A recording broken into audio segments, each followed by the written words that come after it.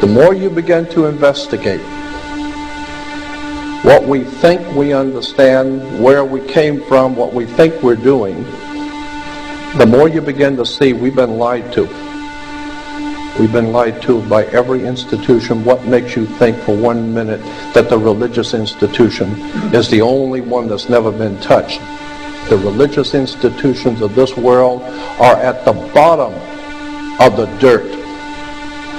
The religious institutions in this world are put there by the same people who gave you your government, your corrupt education, who set up your international banking cartels, because our masters don't give a damn about you or your family. All they care about is what they have always cared about, and that's controlling the whole damn world.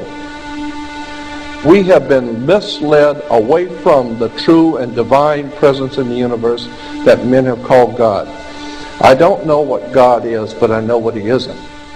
And unless and until you are prepared to look at the whole truth, and wherever it may go, whoever it may lead to, if you want to look the other way, or if you want to play favorites, then somewhere along the line you're going to find out you're messing with divine justice. The more you educate yourself, the more you understand where things come from, the more obvious things become, and you begin to see lies everywhere. You have to know the truth and seek the truth, and the truth will set you free.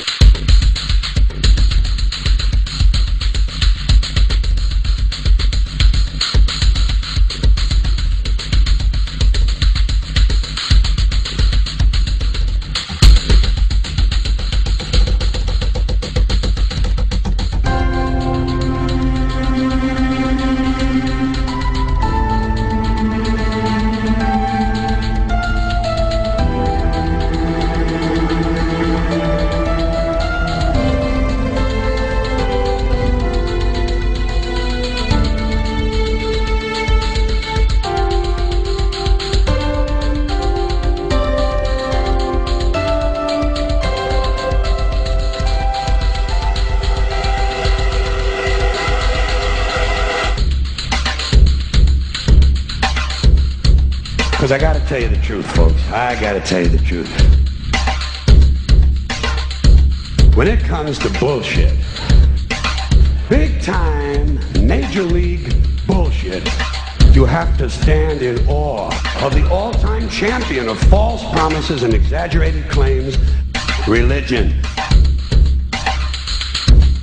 Think about it. Religion has actually convinced people that there's an invisible man living in the sky who watches everything you do every minute of every day. And the invisible man has a special list of 10 things he does not want you to do. And if you do any of these 10 things, he has a special place full of fire and smoke and burning and torture and anguish where he will send you to live and suffer and burn and choke and scream and cry forever and ever till the end of time. But he loves you.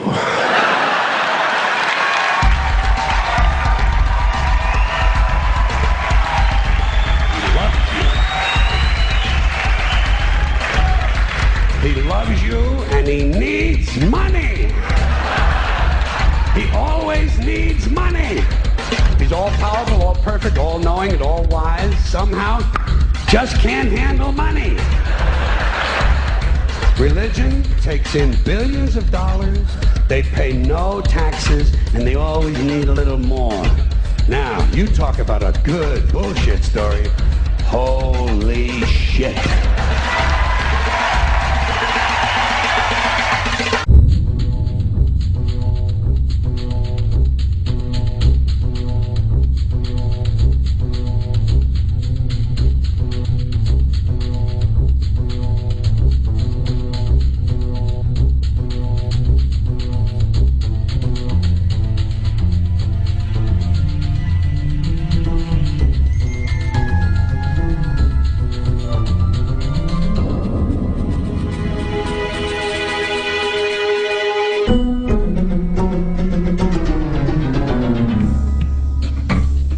This is the sun. As far back as 10,000 BC, history is abundant with carvings and writings reflecting people's respect and adoration for this object. And it is simple to understand why, as every morning the sun would rise, bringing vision, warmth, and security, saving man from the cold, blind, predator-filled darkness of night. Without it, the cultures understood, the crops would not grow, and life on the planet would not survive. These realities made the sun the most adorned object of all time. Likewise, they were also very aware of the stars. The tracking of the stars allowed them to recognize and anticipate events which occurred over long periods of time, such as eclipses and full moons. They in turn cataloged celestial groups into what we know today as constellations. This is the cross of the zodiac, one of the oldest conceptual images in human history. It reflects the sun as it figuratively passes through the 12 major constellations over the course of a year. It also reflects the 12 months of the year, the 4 seasons, and the solstices and equinoxes. The term zodiac relates to the fact that constellations were anthropomorphized or personified as figures or animals.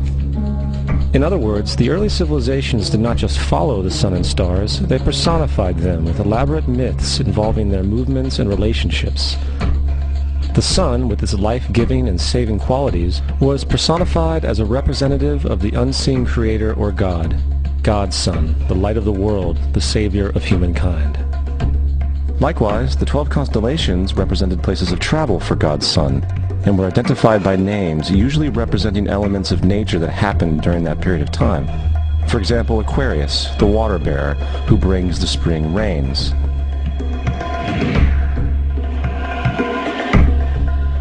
This is Horus.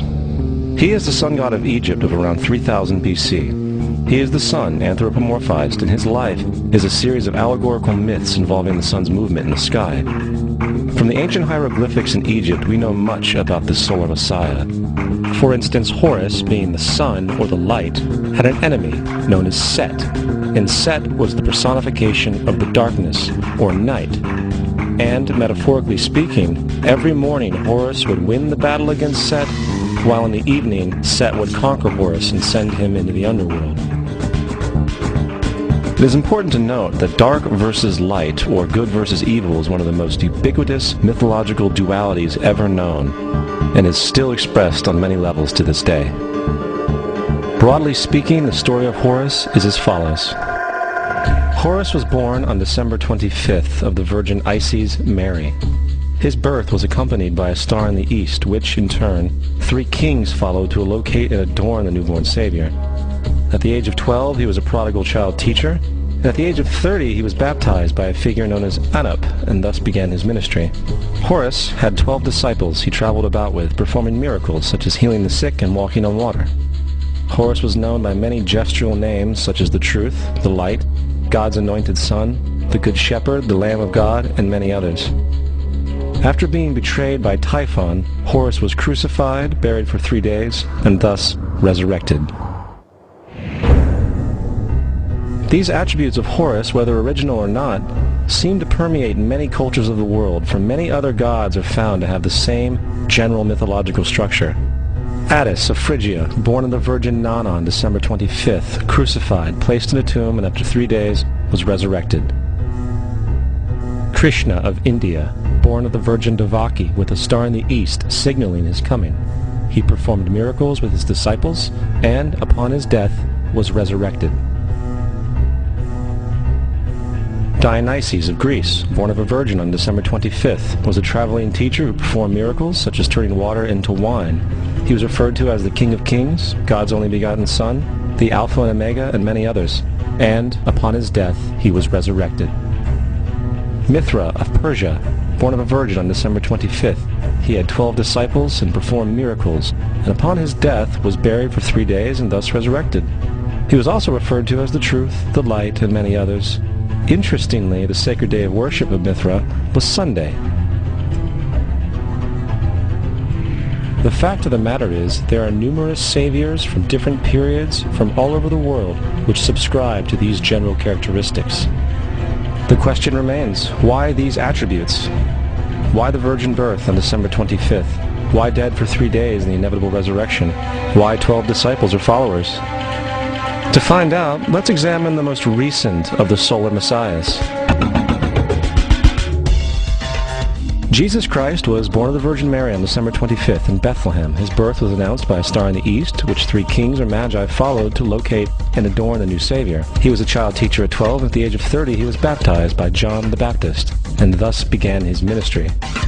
Jesus had 12 disciples, which he traveled about with, performing miracles such as healing the sick, walking on water, raising the dead. He was also known as the King of Kings, the Son of God, the Light of the World, the Alpha and Omega, the Lamb of God, and many, many others. After being betrayed by his disciple Judas and sold for 30 pieces of silver, he was crucified, placed in a tomb, and after 3 days was resurrected and ascended into heaven.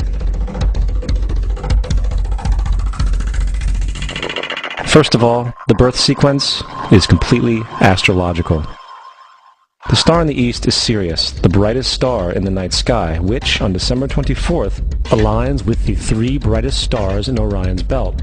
These 3 bright stars in Orion's belt are called today what they were called in ancient times, the 3 kings. And the 3 kings and the brightest star, Sirius, all point to the place of the sunrise on December 25th. This is why the 3 kings follow the star in the east, in order to locate the sunrise, the birth of the sun.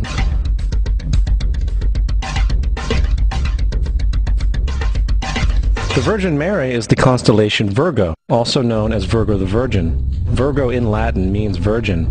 The ancient glyph for Virgo is the altered M. This is why Mary, along with other virgin mothers, such as Adonis's mother Myra or Buddha's mother Maya, begin with an M.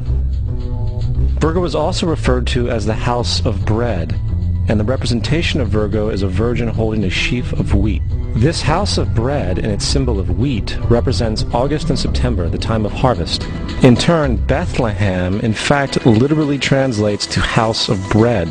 Bethlehem is thus a reference to the constellation Virgo, a place in the sky, not on earth. There's another very interesting phenomenon that occurs around December 25th, or the winter solstice. From the summer solstice to the winter solstice, the days become shorter and colder. And from the perspective of the northern hemisphere, the sun appears to move south and get smaller and more scarce. The shortening of the days and the expiration of the crops when approaching the winter solstice symbolize the process of death to the ancients. It was the death of the sun. And by December 22nd, the sun's demise was fully realized, for the sun, having moved south continually for 6 months, makes it to its lowest point in the sky. Here a curious thing occurs. The sun stops moving south, at least perceivably, for 3 days. And during this 3-day pause, the sun resides in the vicinity of the Southern Cross, or Crux, constellation. And after this time, on December 25th, the sun moves 1 degree, this time north, foreshadowing longer days, warmth, and spring.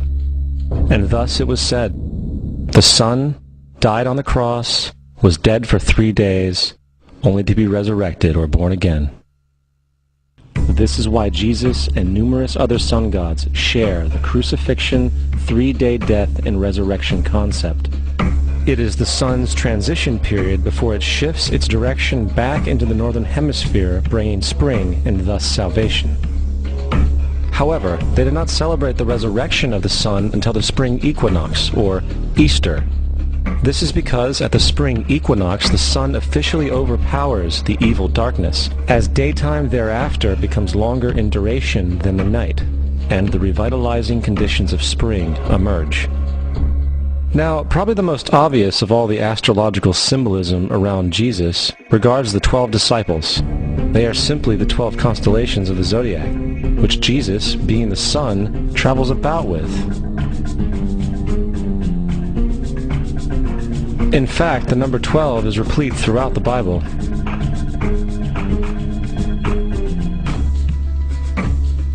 This text has more to do with astrology than anything else. Coming back to the cross of the zodiac, the figurative life of the sun, this was not just an artistic expression or tool to track the sun's movement. It was also a pagan spiritual symbol, the shorthand of which looked like this.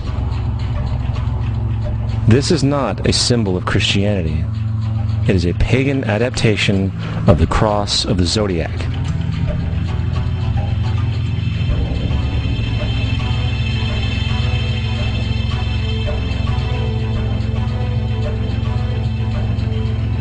This is why Jesus in early occult art is always shown with his head on the cross, for Jesus is the Son of God, the light of the world, the risen Savior who will come again, as it does every morning, the glory of God who defends against the works of darkness as he is born again every morning and can be seen coming in the clouds up in heaven with his crown of thorns or sun rays.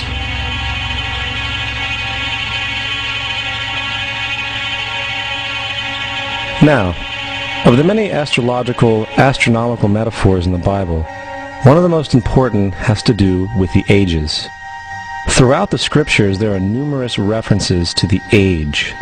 In order to understand this, we need to be familiar with a phenomenon known as the precession of the equinoxes.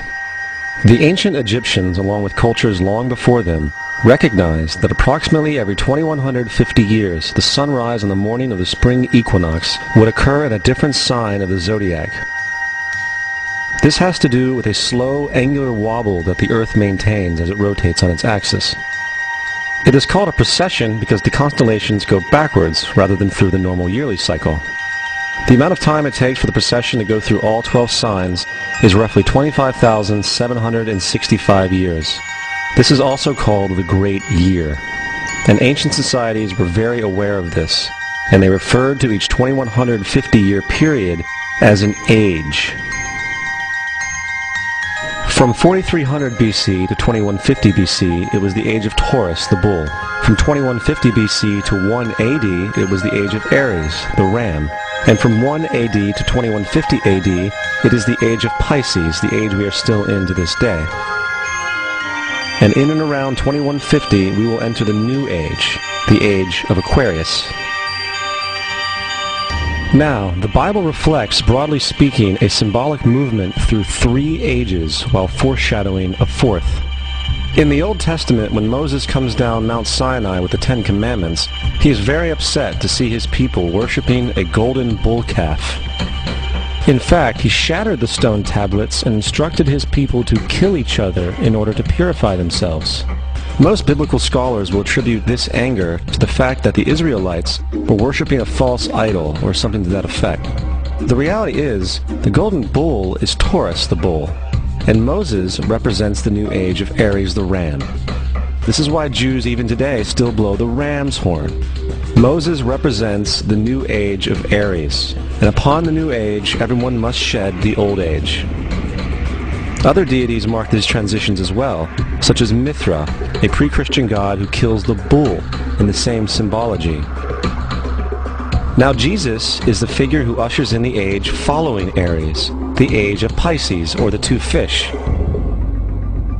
Fish symbolism is very abundant in the New Testament. Jesus feeds 5,000 people with bread and 2 fish. When he begins his ministry walking along Galilee, he befriends 2 fishermen who follow him. And I think we have all seen the Jesus fish on the back of people's cars. Little do they know what it actually means. It is a pagan astrological symbolism for the sun's kingdom during the age of Pisces. Also, Jesus' assumed birth date is essentially the start of this age. At Luke 22:10, when Jesus is asked by his disciples where the next Passover will be after he is gone, Jesus replies, "Behold, when ye are entered into the city, there shall a man meet you, bearing a pitcher of water. Follow him into the house where he entereth in." This scripture is by far one of the most revealing of all the astrological references. The man bearing the pitcher of water is Aquarius, the water bearer, who is always pictured as a man pouring out a pitcher of water. He represents the age after Pisces, and when the sun, God's Son, leaves the age of Pisces, Jesus, it will go into the house of Aquarius, as Aquarius follows Pisces in the precession of the equinoxes. All Jesus is saying is that after the age of Pisces will come the age of Aquarius.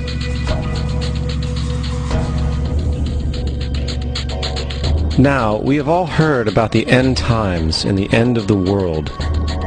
The cartoonish depictions in the book of Revelation aside, the main source of this idea comes from Matthew 28:20, where Jesus says, "I will be with you even to the end of the world."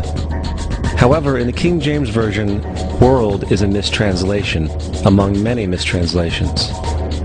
The actual word being used is eon, which means age. I will be with you even to the end of the age, which is true, as Jesus' solar Piscean personification will end when the sun enters the age of Aquarius. The entire concept of end times and the end of the world is a misinterpreted astrological allegory. Let's tell that to the approximately 100 million people in America who believe the end of the world is coming. Furthermore, the character of Jesus being a literary and astrological hybrid is most explicitly a plagiarization of the Egyptian sun god Horus.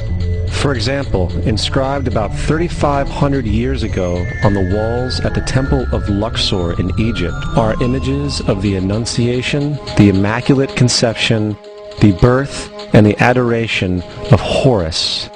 The images begin with Thoth announcing to the Virgin Isis that she will conceive Horus, then Neph, the Holy Ghost, impregnating the Virgin, and then the virgin birth and the adoration. This is exactly the story of Jesus' miracle conception. In fact, the literary similarities between the Egyptian religion and the Christian religion are staggering.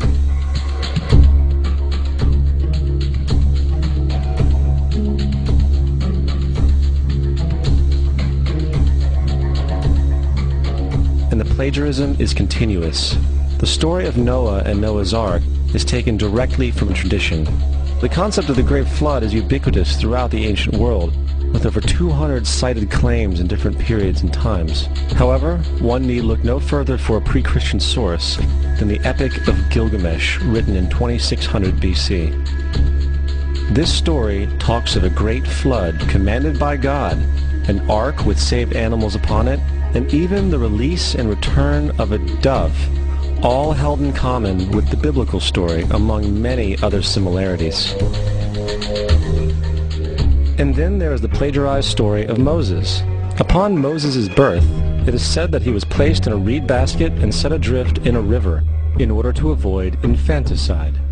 He was later rescued by a daughter of royalty and raised by her as a prince. This baby in a basket story was lifted directly from the myth of Sargon of Akkad of around 2250 BC. Sargon was born, placed in a reed basket in order to avoid infanticide, and set adrift in a river. He was in turn rescued and raised by Aki, a royal midwife. Furthermore, Moses is known as the lawgiver, the giver of the Ten Commandments, the Mosaic Law. However, the idea of a law being passed from God to a prophet up on a mountain is also a very old motif. Moses is just another lawgiver in a long line of lawgivers in mythological history. In India, Manu was the great lawgiver. In Crete, Minos ascended Mount Dicta, where Zeus gave him the sacred laws, while in Egypt there was Meses, who carried stone tablets and upon them the laws of God were written. Manu, Minos, Meses, Moses. And as far as the Ten Commandments, they are taken outright from spell 125 in the Egyptian Book of the Dead. What the Book of the Dead phrased, "I have not stolen," became "Thou shalt not steal." "I have not killed," became "Thou shalt not kill." "I have not told lies," became "Thou shalt not bear false witness," and so forth. In fact, the Egyptian religion is likely the primary foundational basis for the Judeo-Christian theology. Baptism, afterlife, final judgment, virgin birth, death and resurrection, crucifixion, the Ark of the Covenant, circumcision, saviors, Holy Communion, Great Flood, Easter, Christmas, Passover, and many, many more are all attributes of Egyptian ideas long predating Christianity and Judaism. Justin Martyr, one of the first Christian historians and defenders, wrote, "When we say that he, Jesus Christ, our teacher, was produced without sexual union, was crucified and died and rose again, and ascended into heaven, we propound nothing different from what you believe regarding those who you esteem sons of Jupiter. In a different writing, Justin Martyr said, he was born of a virgin, except this in common with what you believe of Perseus. It's obvious that Justin and other early Christians knew how similar Christianity was to the pagan religions. However, Justin had a solution. As far as he was concerned, the devil did it. The devil had the foresight to come before Christ and create his characteristics in the pagan world. Fundamentalist Christianity, fascinating. These people actually believe the world is 12,000 years old. Swear to God. I actually asked one of these guys, okay, dinosaur fossils. He says, dinosaur fossils? God put those here to test our faith.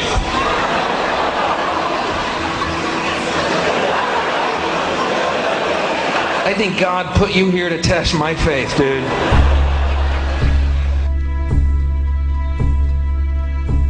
The Bible is nothing more than an astrotheological literary hybrid, just like nearly all religious myths before it.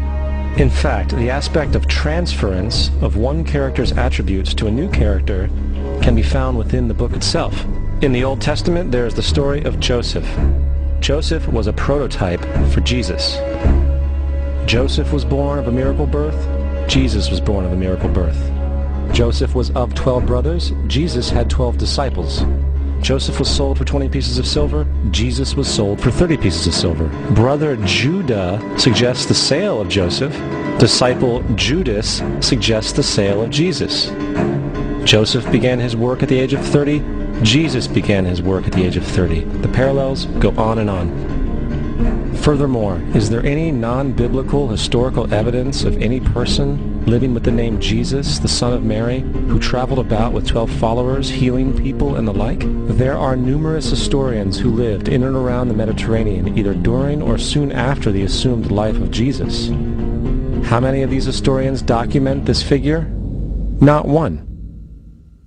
However, to be fair, that doesn't mean defenders of the historical Jesus haven't claimed the contrary. 4 historians are typically referenced to justify Jesus' existence. Pliny the Younger, Suetonius, and Tacitus are the first 3. Each one of their entries consists of only a few sentences at best, and only refer to Christus or the Christ, which in fact is not a name but a title. It means the Anointed One. The 4th source is Josephus, and this source has been proven to be a forgery for hundreds of years. Sadly, it is still cited as truth. You would think that a guy who rose from the dead and ascended into heaven for all eyes to see and performed the wealth of miracles acclaimed to him would have made it into the historical record. It didn't, because once the evidence is weighed, there are very high odds that the figure known as Jesus did not even exist.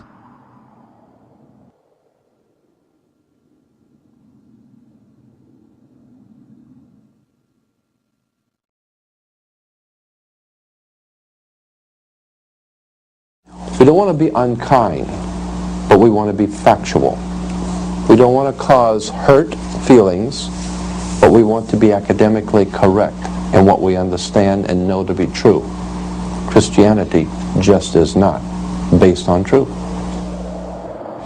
We find that Christianity was in fact nothing more than a Roman story developed politically. The reality is, Jesus was the solar deity of the Gnostic Christian sect, and like all other pagan gods, he was a mythical figure. It was the political establishment that sought to historize the Jesus figure for social control. By 325 AD in Rome, Emperor Constantine convened the Council of Nicaea. It was during this meeting that the politically motivated Christian doctrines were established, and thus began a long history of Christian bloodshed and spiritual fraud. And for the next 1600 years, the Vatican maintained a political stranglehold on all of Europe, leading to such joyous periods as the Dark Ages, along with enlightening events such as the Crusades and the Inquisition.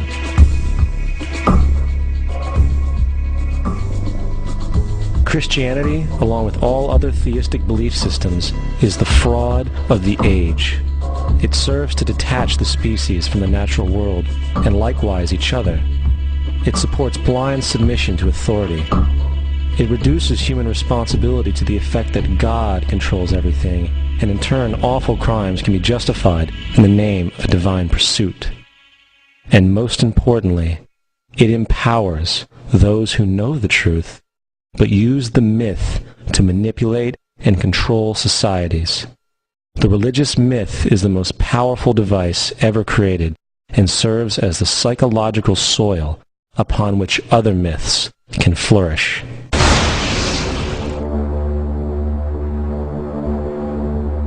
A myth is an idea that, while widely believed, is false. In a deeper sense, in the religious sense, a myth serves as an orienting and mobilizing story for a people. The focus is not on the story's relation to reality, but on its function. A story cannot function unless it is believed to be true in the community or the nation. It is not a matter of debate. If some people have the bad taste to raise the question of the truth of the sacred story, the keepers of the faith do not enter into debate with them. They ignore them or denounce them as blasphemers. It is wrong, blasphemous, and sinful for you to suggest, imply, or help other people come to the conclusion that the U.S. government killed 3,000 of its own citizens.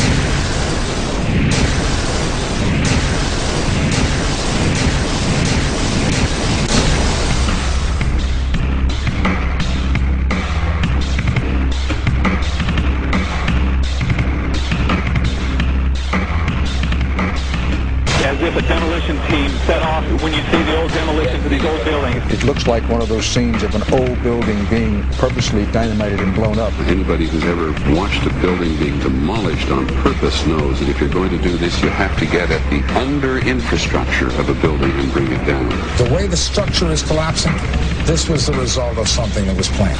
It's not accidental that the first tower just happened to collapse and then the second tower just happened to collapse in exactly the same way. How they accomplished this, we don't know.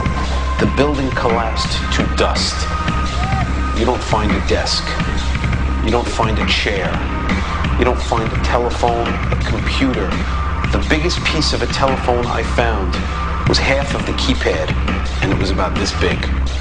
What happened to the concrete? Was pulverized from river to river. There was dust powder 2-3 inches thick. The concrete was just pulverized. Reminiscent of those pictures we've all seen too much on television before, when a building was deliberately destroyed by well-placed dynamite to knock it down. If it had detonated, they were planned to take down a building. I heard a second explosion. There was a heavy-duty explosion. Then there was some secondary explosions and then the subsequent collapses. An explosion blew and it knocked everybody over. To me, it sounded like an explosion. It sounded like gunfire. Bang, bang, bang, bang, bang. And then all of a sudden, 3 big explosions. We heard a big explosion coming down. And then the entire top of the building just blew up. We saw some kind of explosion. By the force of the explosions. Big explosion. Blew us back into the 8th floor. Then we get to the lobby. This is a big explosion. The lobby looked as though a bomb had exploded there. A huge explosion now raining debris. It's been a huge explosion. Huge explosion that we all heard and felt. We just witnessed some kind of follow-up explosion. We heard a very loud blast explosion. The secondary explosion at Tower 1 camp. That is another bomb going off. He thinks that there were actually devices that were planted in the building. Planted in the building.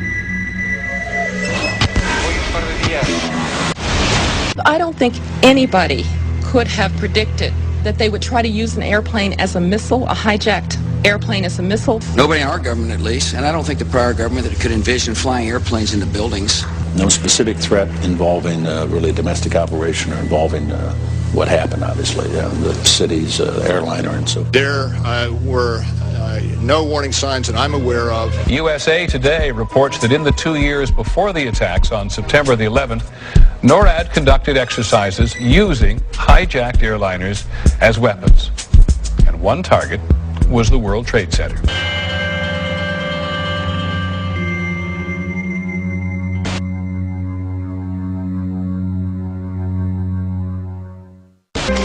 In confidential documents from the Philippines obtained by CNN, the plan was clear. He will board any American commercial aircraft, control its cockpit, and dive it at the CIA headquarters. Other buildings targeted the Pentagon and the World Trade Center.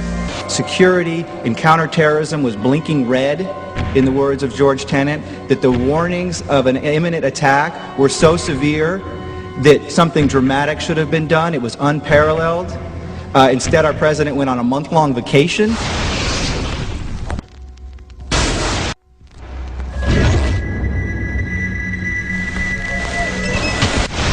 The head of Pakistani intelligence of the ISI, Mahmoud Ahmed, requested Omar Sheikh to wire $100,000 to Mohammed Atta, who was the lead hijacker. Hijacker Mohammed Atta received wire transfers via Pakistan. The man sending the money to Atta is believed to be Ahmed Umar Saeed Sheikh. Omar Sheikh admitted he was supported by the Pakistan government's intelligence service, the ISI.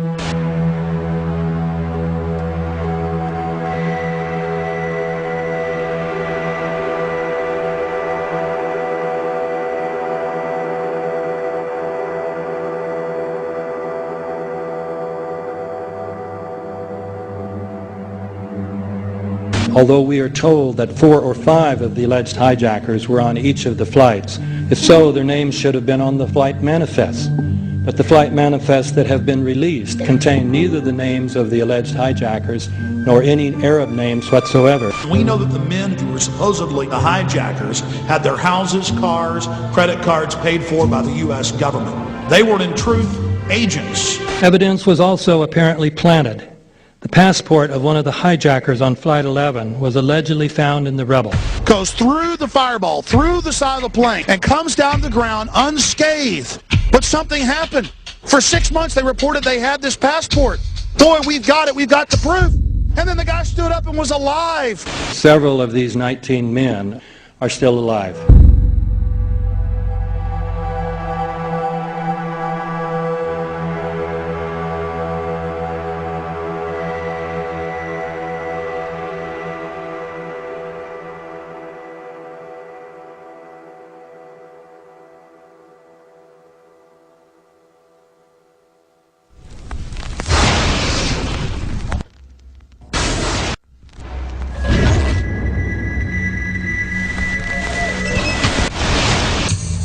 Of course we're after Saddam Hussein, bin Laden. He's January 2001, the Bush administration orders the FBI and intelligence agencies to back off investigations involving the bin Laden family, including 2 of Osama bin Laden's relatives, who were living, guess where, in Falls Church, Virginia, right next to CIA headquarters. When he was already America's most wanted criminal, he reportedly spent 2 weeks in the American hospital in Dubai, was treated by an American doctor, and visited by the local CIA agent. We have not seen one piece of evidence that links Osama bin Laden directly to the planning stages of September 11th. This failure to provide proof was later said to be unnecessary because bin Laden, in a video allegedly found in Afghanistan, admitted responsibility for the attacks. This confession is now widely cited as proof. But the man in this video has darker skin, fuller cheeks, and a broader nose than the Osama bin Laden of all other videos. We again seem to have planted evidence.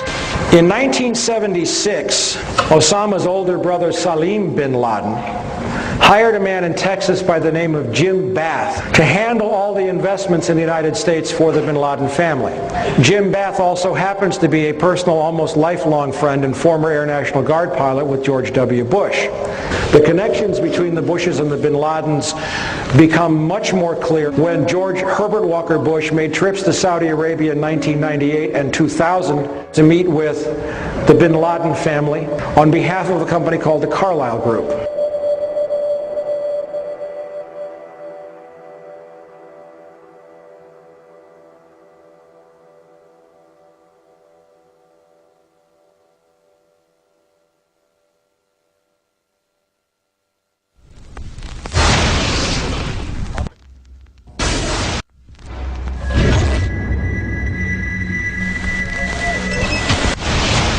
How could anyone fly a 60-ton, 125-foot wide, 44-foot tall plane through this obstacle course? The aircraft, before striking the Pentagon, reportedly executed a 270-degree downward spiral, and yet Hani Hanyour was known as a terrible pilot who could not safely fly even a small plane.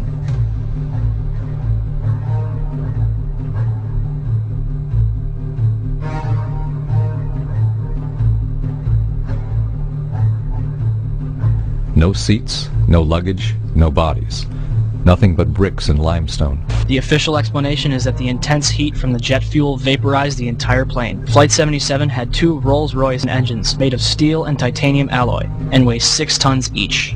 It is scientifically impossible that 12 tons of steel and titanium was vaporized by jet fuel. We're also told that the bodies were able to be identified either by their fingerprints or by the DNA.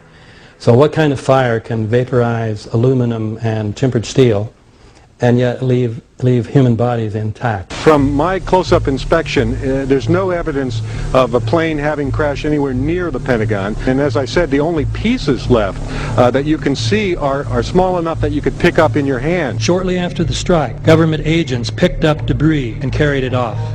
The entire lawn was covered with dirt and gravel, so that any remaining forensic evidence was literally covered up. The videos from security cameras, which would show what really hit the Pentagon, were immediately confiscated by agents of the FBI, and the Department of Justice has to this day refused to release them.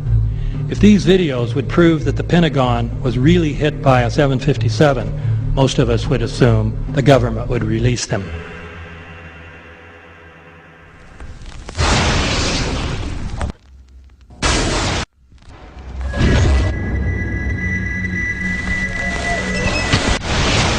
It looks like there's nothing there except for a hole in the ground. Basically, that's right. The only thing you could see from where we were was a big gouge in the earth and some broken trees. We could see some people walking around in the area, but from where we could see, there wasn't much left. Any large pieces of debris at all? No, there was nothing that you could distinguish that a plane had crashed there.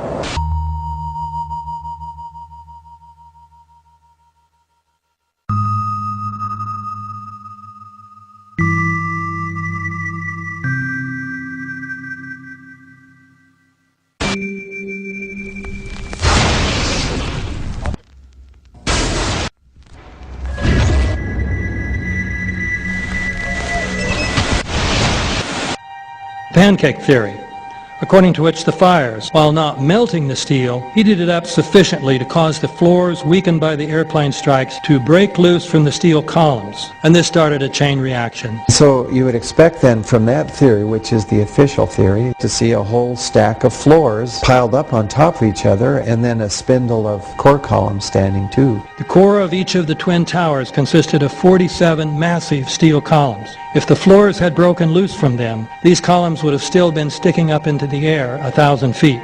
The plane did not cut all those core columns.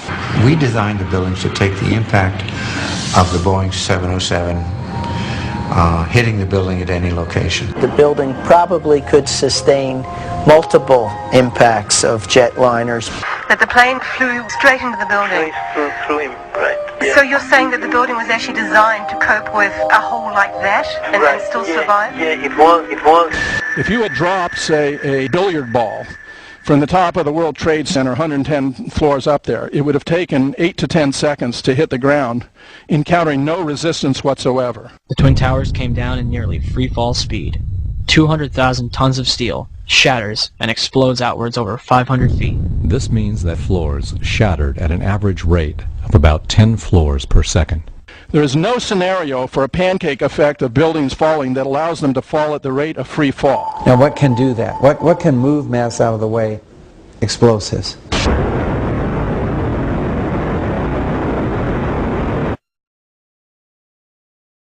"47 huge steel columns going up the core. They're interconnected.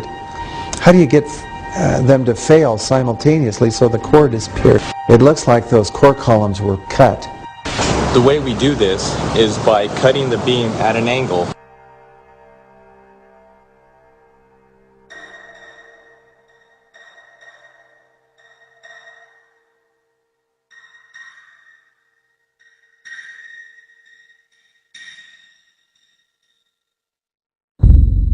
I started looking at the molten metal. All three buildings, both towers in the rubble, in the basement areas, and Building 7, there's these pools of molten metal.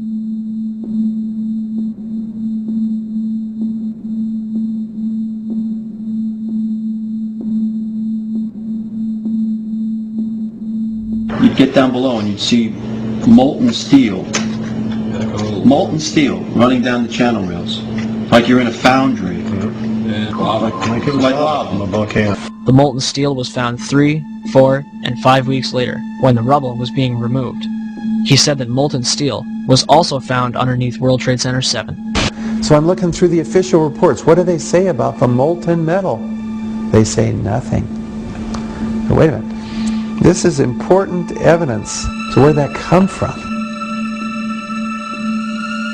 Thermite is so hot that it'll just cut through steel, through structural steel, for example, like a knife through butter.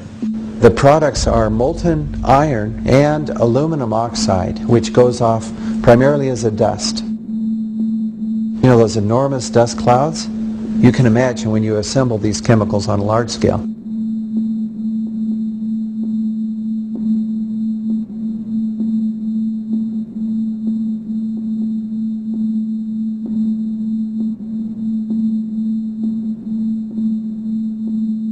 Molten metal pools under both towers after they collapsed, and Building 7. Now, Building 7 wasn't even hit by a jet.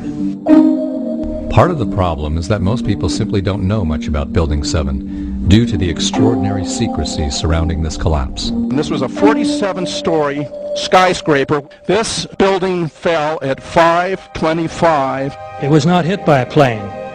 This building had fires on only 2 or 3 floors. And it was brought down by what we know was a controlled demolition. Demolitions, they look just like that. A kink in the middle, and then that building just comes straight down, almost at free fall speed. They first blow one of the central columns so the building falls in on itself. Building 7 had a classic crimp or wedge. Its central column was blown out first, so it didn't structurally damage buildings just a few feet away from it.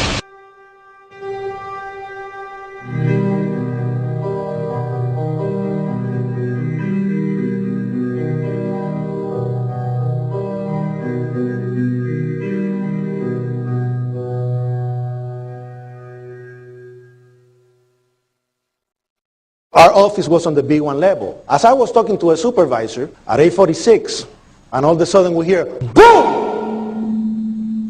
An explosion so hard that pushed us upwards. And it came from the basement between the B2 level and the B3 level. And when I went to verbalize, we hear, boom! The impact of the plane on the top. As I'm walking by the main freight corridor building, in the corridor, that's when I got blown. I mean, the impact of the explosion threw me to the floor, and that's when everything started happening. All of a sudden, a big impact happened again, and all the ceiling tile was falling down, the light fixtures were falling. You know, you got to go clear across the whole from 1 to 2 World Trade Center, and then all of a sudden, it happened all over again. Something else hit us to the floor. Right in the basement, you felt it. Walls were caving in, everything that was going on. I mean, I know people that got killed in the basement. I know people that got broken legs in the basement. People that got reconstructive surgery because the walls hit them in the face.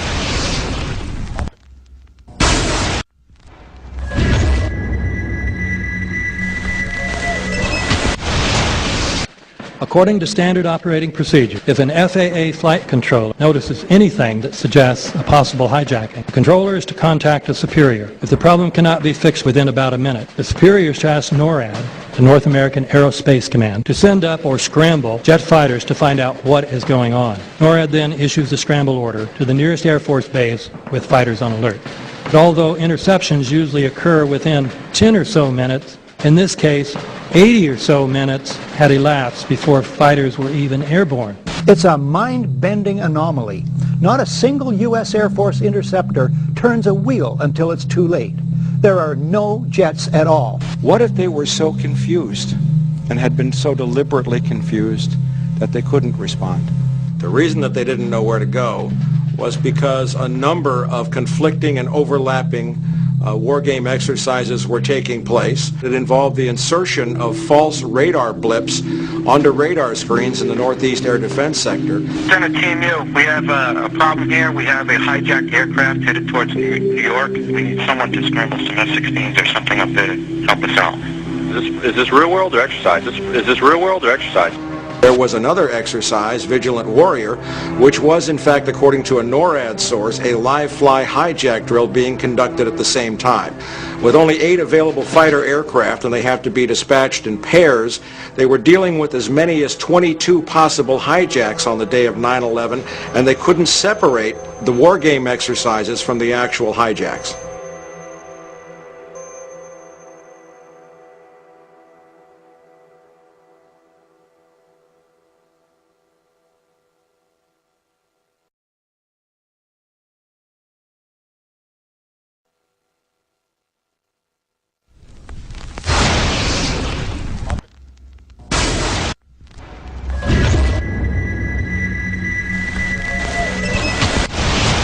Page 172. The U.S. government has not been able to determine the origin of the money used for the 9/11 attacks. Ultimately, the question is of little practical significance. The American authorities have not managed to trace the source of the funding, and then the most amazingly disingenuous statement, ultimately, is it of little consequence. It is of massive consequence. Doesn't it matter who paid for 9/11? The collapse of Building 7 has been recognized as especially difficult to explain. The 9/11 Commission report implicitly admitted that it could not explain the collapse of this building by not even mentioning it. President, why are you and the Vice President insisting on appearing together before the 9/11 Commission? Because the 9/11 Commission wants to ask us questions. That's why we're meeting, and I look forward to meeting with them and answering their questions. Sir, that's why you're appearing together rather than separately, which was their request. Because it's a good chance for both of us to answer questions that the 9/11 Commission is looking forward to asking us, and I'm looking forward to answering them. Let's see. Do you think they should be able to stand up and speak their own words? They should go under oath. They should be, yeah, in public.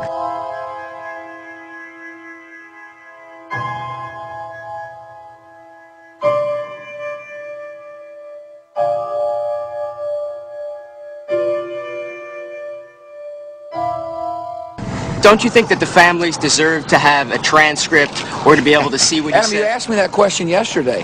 I got the same answer, yeah. The final report was a unanimous report. That means that if there was a single commissioner who had any objection about anything, that fact would be dropped from the report. We have found out that he not only served on the transition team of the Bush administration, that he was a person who wrote a draft memo for the setup of the Bush administration's National Security Council, that he was an individual who wrote the preemptive war strategy that was eventually used for the war in Iraq, that he is a close friend of Condoleezza Rice's. We want him to resign. There is literally nothing in the 9/11 report that the Bush administration did not approve of.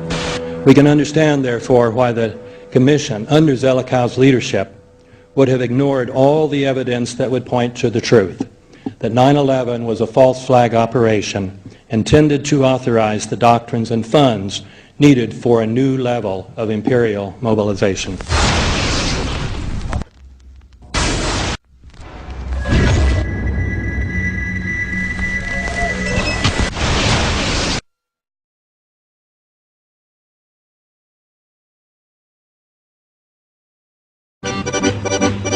armed with knives, armed with chemical, biological, nuclear weapons. Fanatics, terrorists, September 11th. September 11th, killers, September 11th, terrorists. Terrorists of Al-Qaeda, terrorists, nuclear weapons, terrorists. 9/11, terror, terrorist, evil. September 11th, September 11th. The terrorists, war and danger. September 11th, terrorism, global terrorism, terrorism, terrorists. Terrorists, terrorists, terrorists, terrorists, the terrorists. Terrorists, terrorists, terrorism. September 11th, global terrorism, terrorists. Terrorism. September 11th, world terrorism, terrorism. September 11th, global terrorism. September the 11th, terror. Weapons of mass destruction. September the 11th, terrorists. The evil terrorists, no. Terrorism. The words are hypnotically repeated. Terrorism, terrorist, terrorist threat, and of course, believed to be linked to Al-Qaeda. But it's the so-called war on terrorism that's in our faces practically 24/7 as the inescapable focus of our existence. One day, our grandchildren will look back on this time and ask, how was the war on terror won? The entire U.S. ruling class, ruling elite, comes to see terrorism as the preferred means, indeed the only means, to provide social cohesion, to provide an enemy image for the society to keep it together. According to neocon theory from Carl Schmitt, you have to have an enemy image in order to have a society. A very dangerous thing, because now it means that the entire social order, the political parties, intellectual life, politics in general, all based on a monstrous myth. Monstrous myth.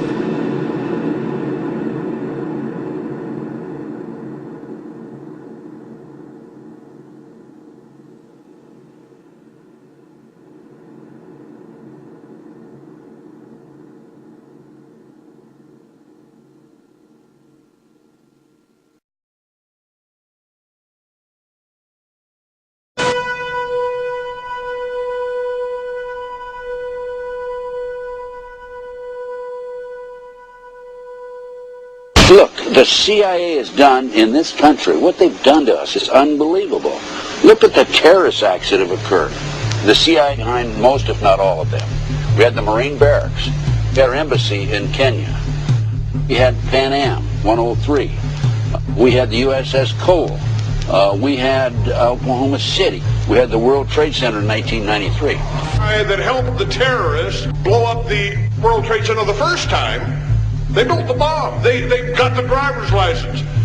The informant, the FBI informant, a fellow named Salam, a 43-year-old former Egyptian army officer, he was given the assignment to put the bomb together. And he went to his supervisor, his FBI supervisor, and said, we're going to put a dummy bomb in here, right? And the FBI supervisor said, no, we're going to put a real bomb. The FBI actually carried out the attack on the World Trade Center in 1993. They actually hired Ahmad Salam and paid him $1 million and gave him real explosives, a detonator, and told him to build a bomb and to give it to the foolish people that he was controlling to allow them to attack the World Trade Center complex. Unfortunately for them, there were only 6 people killed, not enough to pass the legislation. So what happened is 2 years later, April 19, 1995, down comes Oklahoma City Murrah building, 168 people killed. 1 year later, the anti-terrorism legislation that takes away many of our constitutional rights and civil liberties is passed.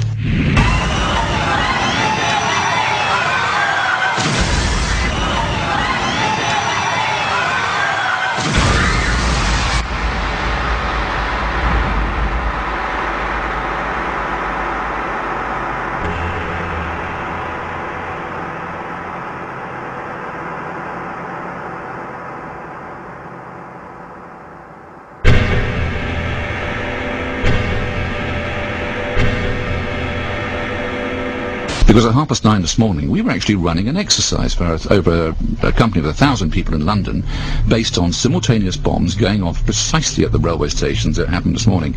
So I still have the hairs on the back of my neck standing upright. To get this quite straight, you were running an exercise to see how you would cope with this, and it happened while you were running the exercise? Precisely.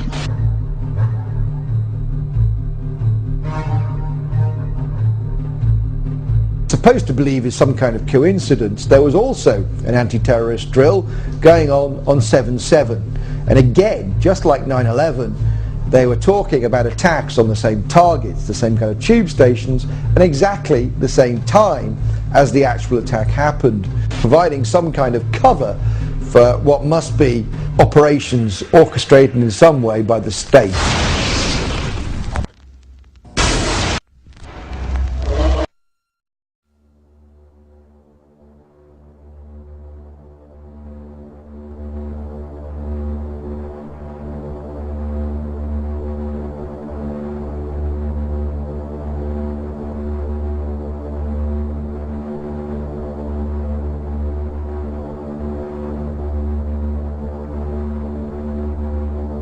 I am absolutely appalled at how much people in this country do not think.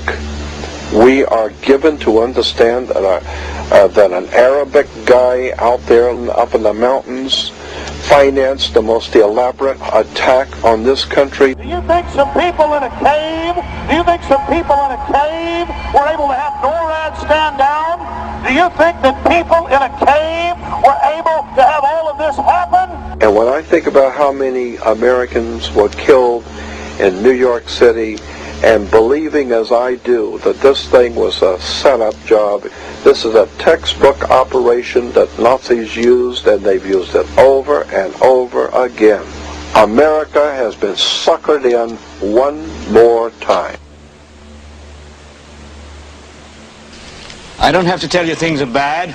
Everybody knows things are bad. The dollar buys a nickel's worth. Banks are going bust. Shopkeepers keep a gun under the counter. Punks are running wild in the street, and there's nobody anywhere who seems to know what to do, and there's no end to it. We know the air is unfit to breathe, and our food is unfit to eat.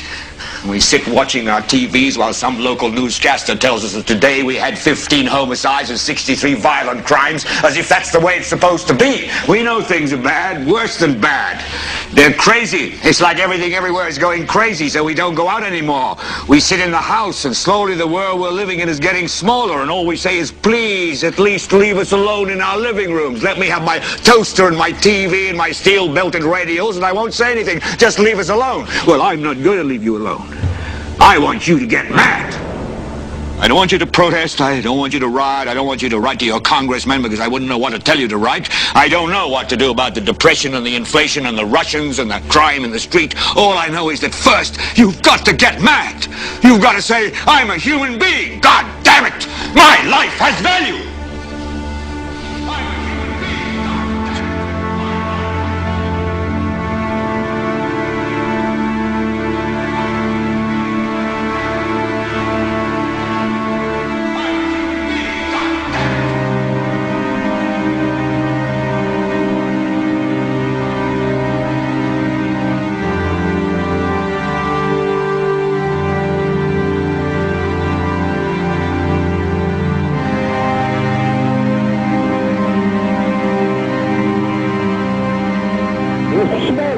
There, 105, 2 pounds.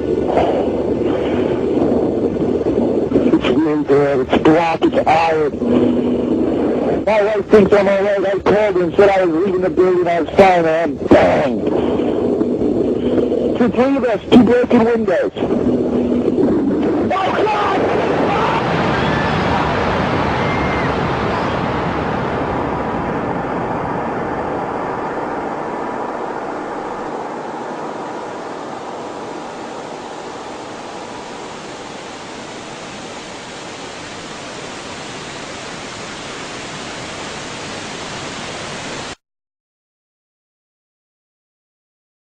Ladies and gentlemen, the very word secrecy is repugnant in a free and open society, and we are, as a people, inherently and historically opposed to secret societies, to secret oaths, and to secret proceedings. For we are opposed around the world by a monolithic and ruthless conspiracy that relies primarily on covert means for expanding its sphere of influence, on infiltration instead of invasion, on subversion instead of elections, on intimidation instead of free choice. It is a system which has conscripted vast human and material resources into the building of a tightly knit, highly efficient machine that combines military, diplomatic, intelligence, economic, scientific, and political operations. Its preparations are concealed, not published. Its mistakes are buried, not headlined. Its dissenters are silenced, not praised. No expenditure is questioned, no secret is revealed. That is why the Athenian lawmaker Solon decreed it a crime for any citizen to shrink from controversy. I am asking your help in the tremendous task of informing and alerting the American people, confident that with your help, man will be what he was born to be, free and independent.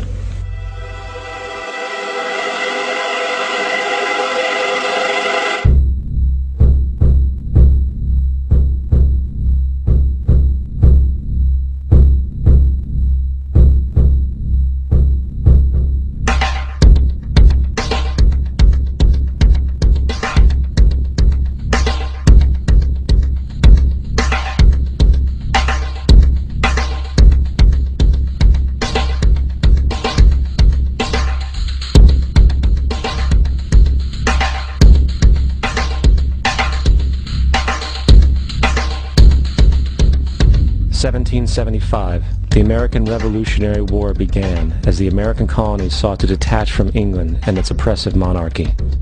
Though many reasons are cited for the revolution, one in particular sticks out as the prime cause: that King George III of England outlawed the interest-free, independent currency the colonies were producing and using for themselves, in turn forcing them to borrow money from the Central Bank of England at interest, immediately putting the colonies into debt. And, as Benjamin Franklin later wrote, the refusal of King George III to allow the colonies to operate an honest money system which freed the ordinary man from the clutches of the money manipulators was probably the prime cause of the revolution. In 1783, America won its independence from England. However, its battle against the central bank concept and the corrupt, greed-filled men associated with it had just begun. So what is a central bank?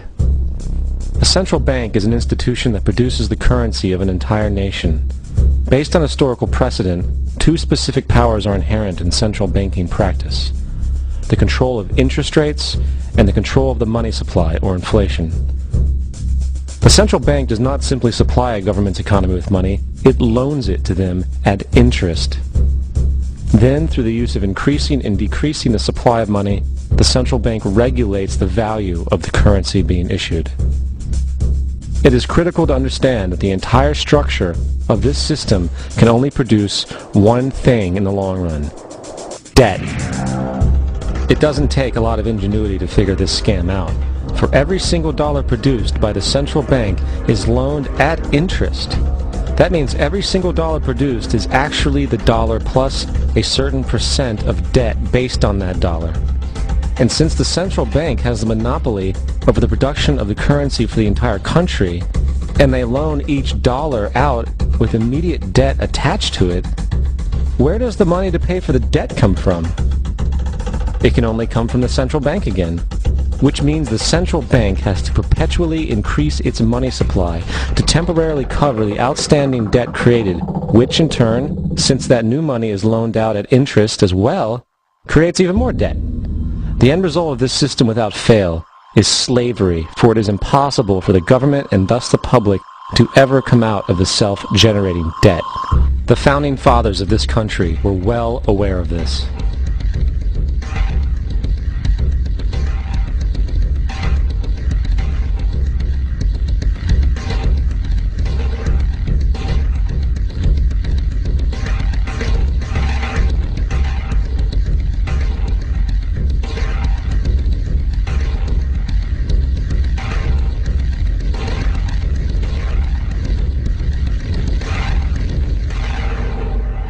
By the early 20th century, the U.S. had already implemented and removed a few central banking systems, which were swindled into place by ruthless banking interests. At this time, the dominant families in the banking and business world were the Rockefellers, the Morgans, the Warburgs, the Rothschilds. And in the early 1900s, they sought to push, once again, legislation to create another central bank. However, they knew the government and public were very weary of such an institution, so they needed to create an incident to affect public opinion. So, J.P. Morgan, publicly considered a financial luminary at the time, exploited his mass influence by publishing rumors that a prominent bank in New York was insolvent or bankrupt. Morgan knew this would cause mass hysteria, which would affect other banks as well. And it did. The public, in fear of losing their deposits, immediately began mass withdrawals. Consequently, the banks were forced to call in their loans, causing the recipients to sell their property, and thus a spiral of bankruptcies, repossessions, and turmoil emerged. Putting the pieces together a few years later, Frederick Allen of Life magazine wrote, "The Morgan interests took advantage to precipitate the panic, guiding it shrewdly as it progressed." Unaware of the fraud, the Panic of 1907 led to a congressional investigation headed by Senator Nelson Aldrich, who had intimate ties to the banking cartels and later became part of the Rockefeller family through marriage. The commission, led by Aldrich, recommended a central bank should be implemented so a panic like 1907 could never happen again. This was the spark the international bankers needed to initiate their plan. In 1910, a secret meeting was held at a J.P. Morgan estate on Jekyll Island off the coast of Georgia. It was there that the central banking bill called the Federal Reserve Act was written. This legislation was written by bankers, not lawmakers. This meeting was so secretive, so concealed from government and public knowledge that the 10 or so figures who attended disguised their names when en route to the island. After this bill was constructed, it was then handed over to their political frontman, Senator Nelson Aldrich, to push through Congress. And in 1913, with heavy political sponsorship by the bankers, Woodrow Wilson became president, having already agreed to sign the Federal Reserve Act in exchange for campaign support. And 2 days before Christmas, when most of Congress was at home with their families, the Federal Reserve Act was voted in, and Wilson in turn made it law. Years later, Woodrow Wilson wrote, in regret,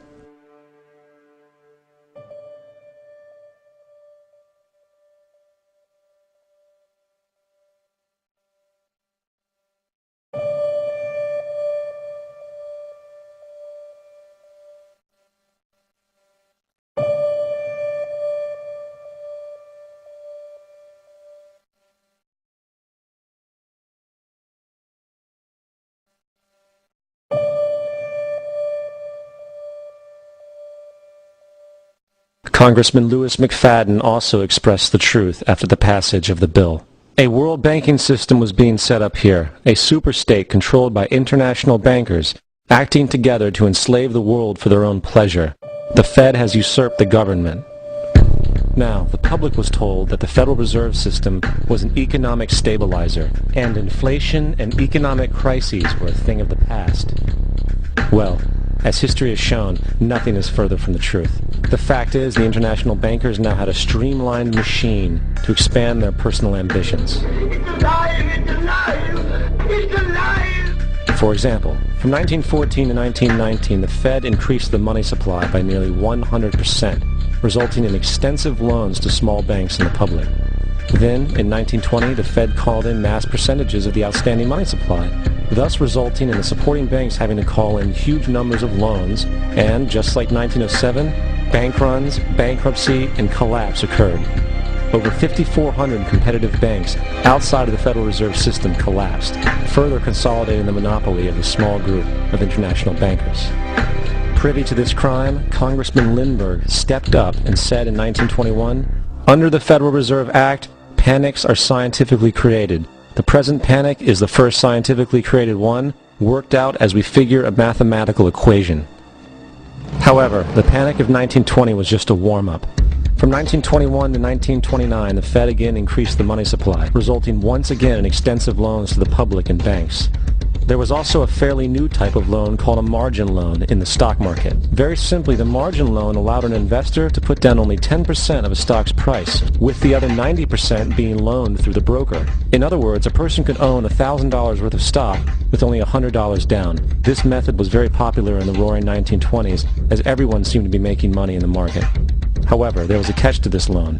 It could be called in at any time and had to be paid within 24 hours. This is termed a margin call, and the typical result of a margin call is the selling of the stock purchased with the loan.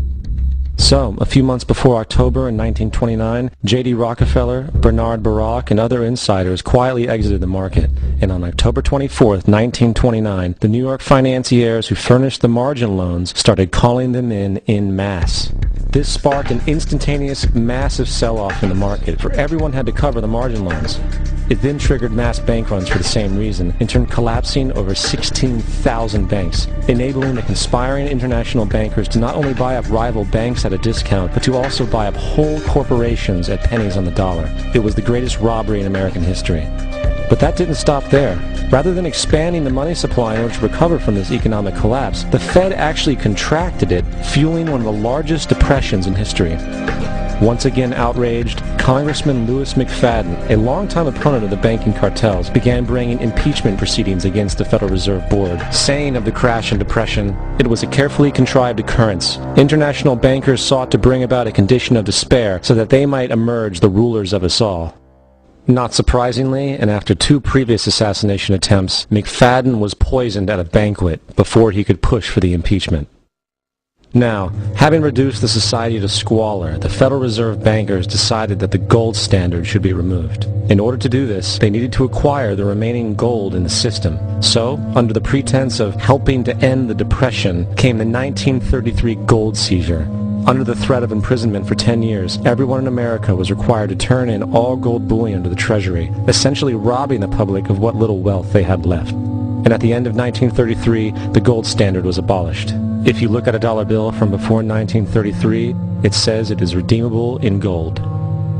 You look at a dollar bill today, it says it is legal tender, which means it is backed by absolutely nothing. It is worthless paper. The only thing that gives our money value is how much of it is in circulation. Therefore, the power to regulate the money supply is also the power to regulate its value, which is also the power to bring entire economies and societies to its knees.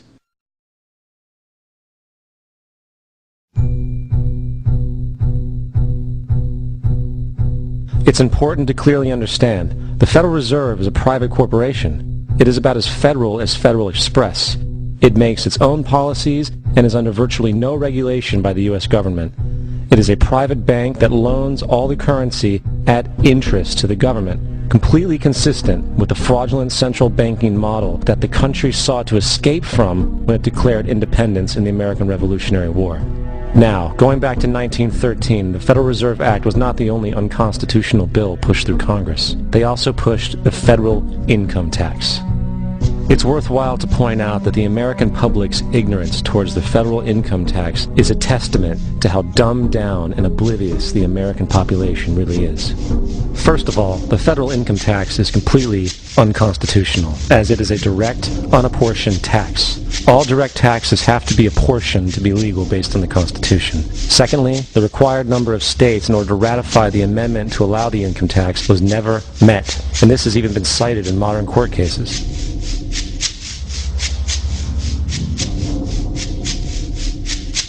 Third, at the present day, roughly 35% of the average worker's income is taken from them via this tax. That means you work 4 months out of the year to fulfill this tax obligation.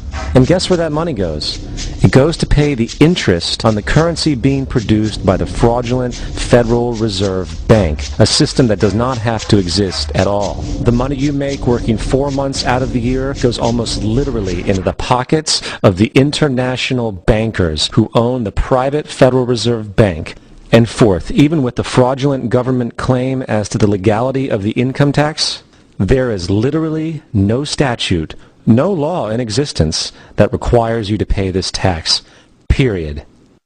I really expected that, of course there's a law that you can point to in the law book, the code, that requires you to file a tax return. Of course there is. I was at that point where I couldn't find the statute that clearly made a person liable. At least not me, and most people I know, and I had no choice in my mind except to resign. Based on the research that I did throughout the year 2000 and that I'm still doing, I have not found that law. I've asked Congress, we've asked a lot of people in the IRS commissioners, helpers. They can't answer, because if they answer, the American people are going to know that this whole thing is a fraud. I haven't filed an federal income tax return since I left. I have not filed a tax return since 1999. the income tax is nothing less than the enslavement of the entire country. Now, the control of the economy and the perpetual robbery of wealth is only one side of the Rubik's Cube the bankers hold in their hands. The next tool for profit and control is war. Since the inception of the Federal Reserve in 1913, a number of large and small wars have commenced. The three most pronounced were World War I, World War II, and Vietnam. World War I. In 1914, European wars broke out centered around England and Germany. The American public wanted nothing to do with the war. In turn, President Woodrow Wilson publicly declared neutrality. However, under the surface, the U.S. administration was looking for any excuse it could find to enter it. In a noted observation by Secretary of State William Jennings, the large banking interests were deeply interested in the World War because of the wide opportunities for large profits. It's important to understand that the most lucrative thing that can happen for the international bankers is war, for it forces the country to borrow even more money from the Federal Reserve Bank at interest. Woodrow Wilson's top advisor and mentor was Colonel Edward House, a man with intimate connections with the international bankers who wanted in the war. In a documented conversation between Colonel House, Wilson's advisor, and Sir Edward Grey, the Foreign Secretary of England, regarding how to get America into the war, Grey inquired, "What will Americans do if Germans sink an ocean liner with American passengers on board?" House responded, "I believe that a flame of indignation would sweep the United States, and that by itself would be sufficient to carry us into war." So, on May 7, 1915, on essentially the suggestion of Sir Edward Grey, a ship called the Lusitania was deliberately sent into German-controlled waters, where German military vessels were known to be. And, as expected, German U-boats torpedoed the ship, exploding stored ammunition, killing 1,200 people. To further understand the deliberate nature of this setup, the German embassy actually put advertisements in the New York Times telling people that if they boarded the Lusitania, they did so at their own risk, as such a ship sailing from America to England through the war zone would be liable to destruction. In turn, and as anticipated, the sinking of the Lusitania caused a wave of anger among the American population, and America entered the war a short time after. The First World War caused 323,000 American deaths. J.D. Rockefeller made $200 million off of it. Not to mention the war cost about $30 billion for America, most of which was borrowed from the Federal Reserve Bank at interest, furthering the profits of the international bankers. World War II. On December 7, 1941, Japan attacked the American fleet at Pearl Harbor, triggering our entry into that war. President Franklin D. Roosevelt declared the attack was a day that will live in infamy. A day of infamy indeed, but not because of the alleged surprise attack on Pearl Harbor. After 60 years of surfacing information, it is clear that not only was the attack on Pearl Harbor known weeks in advance, it was outright wanted and provoked. Roosevelt, whose family had been New York bankers since the 18th century, whose uncle Frederick was on the original Federal Reserve Board, was very sympathetic to the interests of the international bankers, and the interest was to enter the war, as we've seen, nothing is more profitable for international bankers than war. In a journal entry by Roosevelt's Secretary of War Henry Stimson, dated November 25, 1941, he documented a conversation he had with Roosevelt. The question was, how should we maneuver them into firing the first shot? It was desirable to make sure the Japanese be the ones to do this, so that there should remain no doubt as to who were the aggressors. In the months leading up to the attack on Pearl Harbor, Roosevelt had done almost everything in his power to anger the Japanese, showing a posture of aggression. He halted all of Japan's imports of American petroleum. He froze all the Japanese assets in the United States. He made public loans to nationalist China and supplied military aid to the British, both enemies of Japan in the war, which, by the way, is completely in violation of international war rules. And on December 4th, 3 days before the attack, Australian intelligence told Roosevelt about a Japanese task force moving towards Pearl Harbor. Roosevelt ignored it. So, as hoped and allowed, on December 7, 1941, Japan attacked Pearl Harbor, killing 2,400 soldiers. Before Pearl Harbor, 83% of the American public wanted nothing to do with the war. After Pearl Harbor, 1 million men volunteered for the war. It is important to note, Nazi Germany's war effort was largely supported by two organizations, one of which was called IG Farben. IG Farben produced 84% of Germany's explosives, and even the Zyklon B used in the concentration camps to kill millions. One of the unspoken partners of IG Farben was J.D. Rockefeller's Standard Oil Company in America. In fact, the German Air Force could not operate without a special additive patented by Rockefeller Standard Oil. The drastic bombing of London by Nazi Germany, for example, was made possible by a $20 million sale of fuel to IG Farben by the Rockefeller Standard Oil Company. This is just one small point on the topic of how American business funded both sides of World War II. One other treasonous organization worth mentioning is the Union Banking Corporation of New York City. Not only did it finance numerous aspects of Hitler's rise to power, along with actual materials during the war, it was also a Nazi money laundering bank, which was eventually exposed for having millions of dollars of Nazi money in its vaults. The Union Banking Corporation of New York was eventually seized for violations of the Trading with the Enemy Act. Guess who the director and vice president of the Union Bank was? Prescott Bush, our current president's grandfather, and of course our former president's father. Keep that in mind when considering the moral and political dispositions of the Bush family. Vietnam. The United States' official declaration of war on North Vietnam in 1964 came after an alleged incident involving 2 U.S. destroyers being attacked by North Vietnamese PT boats in the Gulf of Tonkin. This was known as the Gulf of Tonkin incident. This single situation was the catalytic pretext for massive troop deployment and full-fledged warfare. One problem, however, the attack on the U.S. destroyers by Vietnamese PT boats never happened. It was a completely staged event to have an excuse to enter the war. Former Secretary of Defense Robert McNamara stated years later that the Gulf of Tonkin incident was a mistake, while many other insiders and officers have come forward, relaying that it was a contrived farce, a complete lie. Once in the war, it was business as usual. In October 1966, President Lyndon Johnson lifted trading restrictions on the Soviet bloc, knowing full well that the Soviets were providing upwards of 80% of North Vietnam's war supplies. Consequently, Rockefeller interests financed factories in the Soviet Union, which the Soviets used to manufacture military equipment and send it to North Vietnam. However, the funding of both sides of this conflict was only one side of the coin. In 1985, Vietnam's rules of engagement were declassified. This detailed what American troops were and were not allowed to do in the war. It included absurdities like North Vietnamese anti-aircraft missile systems could not be bombed until they were known to be fully operational. No enemy could be pursued once they crossed the border of Laos or Cambodia. And most revealing of all, the most critical strategic targets were not allowed to be attacked unless initiated by high military officials. Apart from these imposed ludicrous limitations, North Vietnam was informed of these restrictions and therefore could base entire strategies around the limitations of the American forces. This is why the war went on so long. And the bottom line is this: the Vietnam War was never meant to be won, just sustained.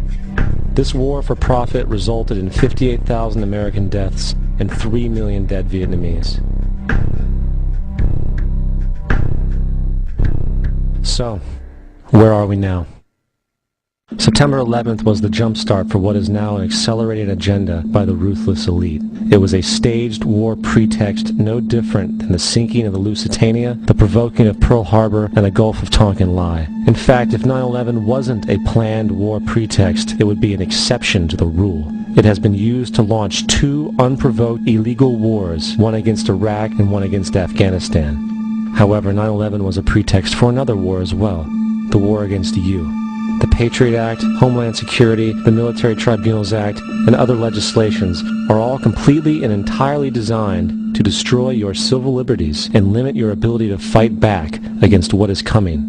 Currently in the United States, unannounced to most brainwashed Americans, your home can be searched without a warrant, without you being home. You can in turn be arrested with no charges revealed to you, detained indefinitely with no access to a lawyer, and legally tortured, all under the suspicion that you might be a terrorist. If you need a painted picture of what is happening in this country, let's recognize how history repeats itself. In February 1933, Hitler staged a false flag attack, burning down his own German parliament building, the Reichstag, and blamed it on communist terrorists. In the next few weeks, he passed the Enabling Act, which completely eradicated the German Constitution, destroying people's liberties. He then led a series of preemptive wars, all justified to the German people as necessary to maintaining homeland security.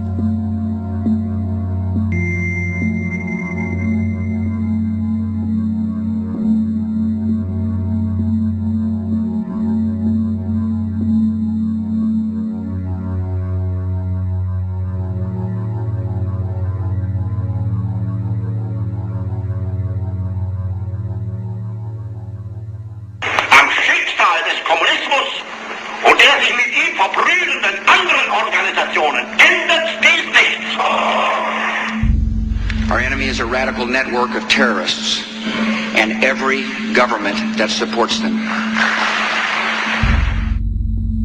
It's time to wake up. The people in power go out of their way to make sure that you are perpetually misled and manipulated. The majority's perception of reality, especially in the political arena, is not their own. It is shrewdly imposed upon them without them even knowing it. For example, the public at large actually believes the invasion of Iraq is going badly, as sectarian violence doesn't seem to stop. What the public fails to see is that the destabilization of Iraq is exactly what the people behind the government want. This war is to be sustained so the region can be divided up, domination of the oil maintained, continual profits reaped for the defense contractors, and most importantly, permanent military bases established to be used as a launching pad against other oil-bearing, non-conforming countries such as Iran and Syria. For further implication that the civil war and destabilization is purely intentional, in 2005, 2 elite British SAS officers were arrested by Iraqi police after being caught driving around in their car shooting at civilians while dressed up as Arabs. After being arrested and taken to a jail in Basra, the British Army immediately requested the release of these men. When the Basra government refused, British tanks came in and physically broke out the men from the Basra prison. If you wish to destroy an area, how do you do it? Well, there are 2 ways. You can go in there and bomb it and so forth, but that is not very efficient. What you do is you try to get the people in that area to kill each other and to destroy their own territory, their own farms, and that's what's been done in that area. The way in which you destroy an opponent is get him to destroy himself by dividing his ranks against one another. Then you feed both sides. You have agents feeding both sides, inflaming both sides, and they kill each other off. And it's time that some of us woke up to this reality, to understand that people who try to maintain empires and create empires do it by manipulating the people they're trying to conquer. You might want to ask yourself why the entire culture is utterly saturated with mass media entertainment from all sides, while the educational system in America continues its stupefying downward slide since the U.S. government decided to take over and subsidize the public school system. What your government pays for, it gets. When we understand that, then we look at government-financed institutions of education and see the kind of students and the kind of education that's being turned out by these government-financed schools. Logic will tell you that if what is being turned out in those schools was not in accord with what the state and the federal government wanted, then it would change it. The bottom line is that the government is getting what they have ordered. They do not want your children to be educated. They do not want you to think too much. That is why our country and our world has become so proliferated with entertainments, mass media, television shows, amusement parks, drugs, alcohol, and every kind of entertainment to keep the human mind entertained, so that you don't get in the way of important people by doing too much thinking. You had better wake up and understand that there are people who are guiding your life and you don't even know it. We're in a lot of trouble because you people and 62 million other Americans are listening to me right now, because less than 3% of you people read books.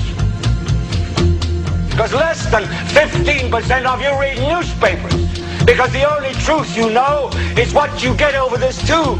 Right now, there is an entire generation that never knew anything that didn't come out of this tube. This tube is the gospel, the ultimate revelation. This tube can make or break presidents, popes, prime ministers. This tube is the most awesome goddamn force in the whole godless world. And woe is us if it all falls into the hands of the wrong people. And when the largest company in the world controls the most awesome goddamn propaganda force in the whole godless world, who knows what shit will be peddled for truth on this network. So you listen to me. Listen to me. Television is not the truth. Television is a goddamn amusement park. Television is a circus, a carnival, a traveling troupe of acrobats, storytellers, dancers, singers, jugglers, sideshow freaks, lion tamers, and football players. We're in the boredom-killing business. But you people sit there day after day, night after night, all ages, colors, creeds. We're all you know. You're beginning to believe the illusions we're spinning here. You're beginning to think that the tube is reality and that your own lives are unreal. You do whatever the tube tells you. You dress like the tube. You eat like the tube. You raise your children like the tube. You even think like the tube. This is mass madness, you maniacs. In God's name, you people are the real thing. We are the illusion. The last thing the men behind the curtain want is a conscious, informed public capable of critical thinking, which is why a continually fraudulent zeitgeist is output via religion, the mass media, and the educational system. They seek to keep you in a distracted, naive bubble, and they are doing a damn good job of it. In 2005, an arrangement between Canada, Mexico, and the United States was made. This arrangement, unannounced to the public, unregulated by Congress, merges the United States, Mexico, and Canada into one entity, erasing all borders. It's called the North American Union, and you might want to ask yourself why you've never heard of this. In fact, there is only one mainstream reporter who has actually heard of and has had the courage to cover this issue.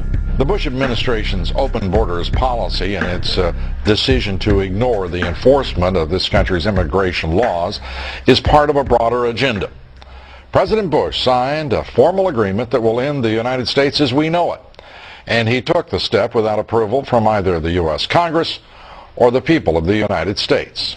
It's a deal that few have even heard of. It's being done again by very few people at the very top on behalf of the investment class, but the working class of people, political officials across our country, from communities, from cities and so forth, they don't know anything about this.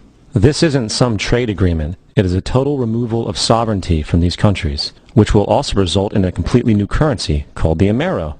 Fall. Apart from that, I think one thing people who are dollar-based need to focus on is the Amero. That's the one thing that nobody's talking about that I think is going to have a big impact on everybody's life in Canada, the U.S., and Mexico. The Amero is the proposed new currency for the North American community, which is being developed right now between Canada, the U.S., and Mexico to make a borderless community much like the EU, and the dollar, Canadian dollar, U.S. dollar, and the Mexican peso replaced by the Amero. By default of this agreement, the American Constitution will eventually be obsolete. You would think that a situation like this would be on the cover of every major newspaper. That is until you realize that the people who are behind this movement are the same people behind the mainstream media, and you are not told what you're not supposed to know. The North American Union is the same concept as the European Union, the African Union, and the soon-to-be Asian Union, and the same people are behind all of them. And, when the time is right, the North American Union, the European Union, the African Union, and the Asian Union will be merged together, forming the final stages of a plan these men have been working on for over 60 years. A one-world government.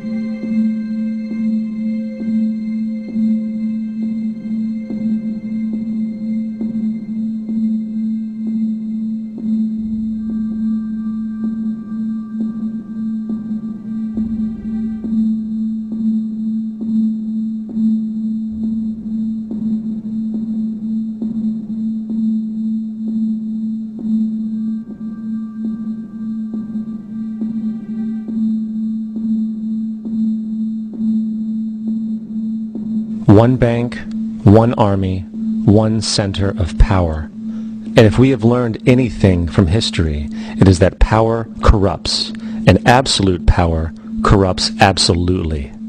This is Aaron Russo, a filmmaker and former politician. To his left is Nicholas Rockefeller of the infamous Rockefeller banking and business dynasty. After maintaining a close friendship with Nicholas Rockefeller, Aaron eventually ended the relationship, appalled by what he had learned about the Rockefellers and their ambitions. I got a call one day from an attorney woman I knew, and she said, would you like to meet one of the Rockefellers? I said, sure, I'd love to. And we became friends, and he began to divulge a lot of things to me. So he said to me one night, he said that there's going to be an event there, and out of that event, you're going to see, we're going to go into Afghanistan, so we can run pipelines from the Caspian Sea. We're going to go into Iraq to take the oil and establish a base in the Middle East, and we're going to go into Venezuela and try and get rid of Chavez. And the first two they've accomplished. Chavez they didn't accomplish. And he said you're going to see guys going into caves looking for looking for people that they're never going to find. You know, he was laughing about the fact that you have this war on terror. There's no real enemy. He's talking about how by having this war on terror, you can never win it because so it's an eternal war, and so you can always keep taking people's liberties away. And I said, how are you going to convince people that this war is real? He said, but the media can convince everybody it's real. I mean, you know, it's just that you keep talking about things, you keep saying it over and over and over again, and eventually people believe it. You know, you created the Federal Reserve in 1913 through lies. You create 9/11, which is another lie. Through 9/11, then you're fighting a war on terror, and now all of a sudden you go into Iraq, which was another lie, and now they're going to do Iran. You know, and it's all one thing leading to another, leading to another, leading to another. Now, I would say that, what are you doing this for? What's the point of this thing? You have all the money in the world you ever want. You have all the power. I said, you know, you're hurting people. It's not a good thing. And he would say, what do you care about the people for? Take care of yourself and you take care of your family. And then I said to him, what are the ultimate goals here? He said, the ultimate goal is to get everybody in this world chipped with the RFID chip, and have all money be on those chips and everything on those chips. And if anybody wants to protest what we do or violate what we want, we just turn off their chip. That's right, microchipped. In 2005, Congress, under the pretense of immigration control and the so-called war on terrorism, passed the REAL ID Act, under which it is projected by May 2008, you will be required to carry around a federal identification card, which includes on it a scannable barcode with your personal information. However, this barcode is only an intermediary step before the card is equipped with a VeriChip RFID tracking module, which will use radio frequencies to track your every move on the planet. If this sounds foreign to you, please note that the RFID tracking chip is already in all new American passports. And the final step is the implanted chip, which many people have already been manipulated into accepting under different pretenses. We have a Florida family who are really pioneers in a brave new world. They have volunteered to be the first ever to have microchip identification devices implanted into their body. After 9/11, I was really concerned with the security of my family. I wouldn't mind having something planted permanently in my arm that would identify me. In the end, everybody will be locked into a monitored control grid where every single action you perform is documented. And if you get out of line, they can just turn off your chip, for at that point in time, every single aspect of society will revolve around interactions with the chips. This is the picture that is painted for the future if you open your eyes to see it. A centralized one-world economy where everyone's moves and everyone's transactions are tracked and monitored, all rights removed. The most incredible aspect of all, these totalitarian elements will not be forced upon the people. The people will demand them. For the social manipulation of society through the generation of fear and division has completely detached humans from their sense of power and reality. A process which has been going on for centuries, if not millennia. Religion, patriotism, race, wealth, class, and every other form of arbitrary, separatist identification, and thus conceit, has served to create a controlled population, utterly malleable in the hands of the few. Divide and conquer is the motto. And as long as people continue to see themselves as separate from everything else, they lend themselves to being completely enslaved. The men behind the curtain know this, and they also know that if people ever realize the truth of their relationship to nature and the truth of their personal power, the entire manufactured zeitgeist they prey upon will collapse like a house of cards.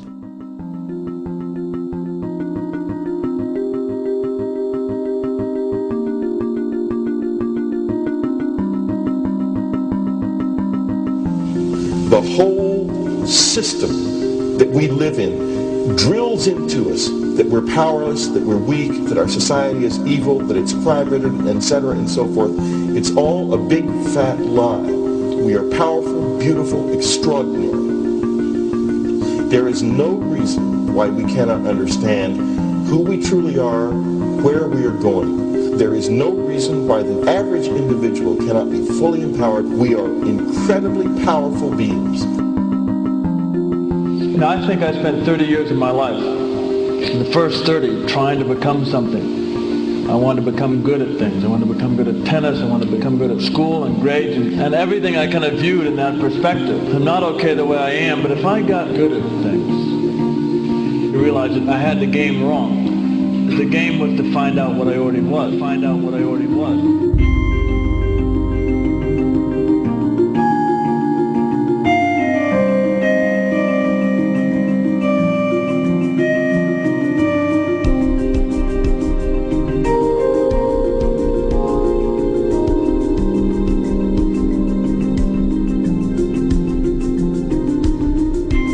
Now, in our culture, we've been trained for individual differences to stand out. So you look at each person, immediately it is brighter, dumber, older, younger, richer, poorer, and we make all these dimensional distinctions, put them in categories and treat them that way. And we get so that we only see others as separate from ourselves in the ways in which they're separate. And one of the dramatic characteristics of experience is being with another person and suddenly seeing the ways in which they are like you, not different from you, and experiencing the fact that that which is essence in you and which is essence in me is indeed one. The understanding that there is no other. It is all one. And I wasn't born Richard Albert, I was just born as a human being, and then I learned this whole business of who I am and whether I'm good or bad or achieving or not. All that's learned along the way.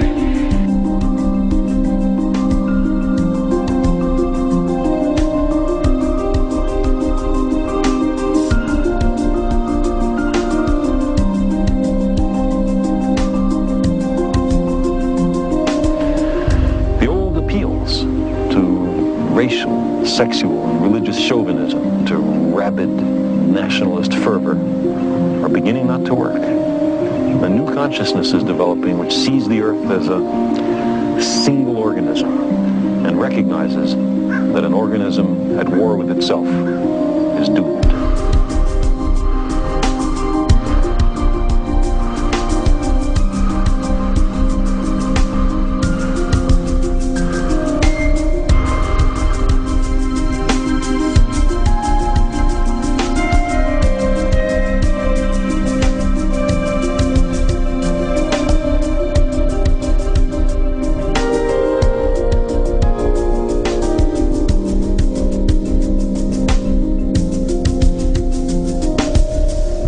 Bill Hicks used to finish his shows with this.